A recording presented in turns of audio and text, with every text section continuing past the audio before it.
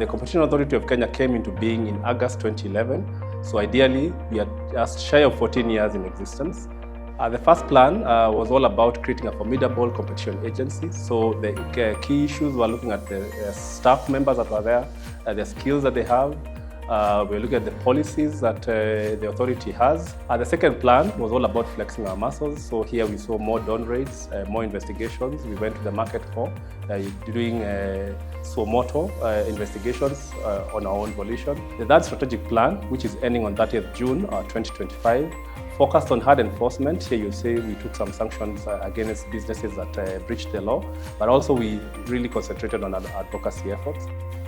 So during the last strategic plan period, we had a number of interventions in enforcement and market surveillance.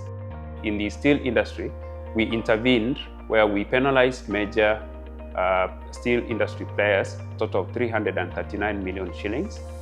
We also had an intervention in the paints industry where our intervention resulted in consumer savings of over 900 million shillings. When it comes to abuse of buyer power, our investigations resulted in the penalization of a major retailer, an amount totaling 1.1 billion shillings. We also investigated cases which resulted in the recovery of 2.7 billion shillings in unpaid invoices owed to SMEs. Regarding merger approvals, the authority approved transactions which resulted in the unlocking of investments worth over 100 billion shillings, which translated into an increase in consumer choice and a boost to jobs.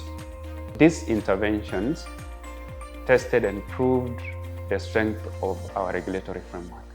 On consumer protection, we partnered with Kenya Institute of Curriculum Development to develop a curriculum for junior secondary school, which seeks to empower learners in junior secondary school in more than 100 schools across the country.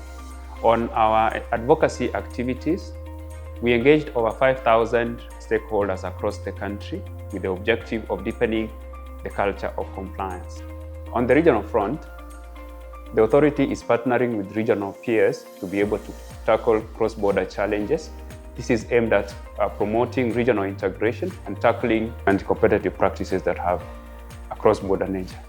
On automation, the authority has automated its services, making it possible for our stakeholders and consumers to be able to access our services, including filing of mergers and consumer complaints from wherever they are across the world.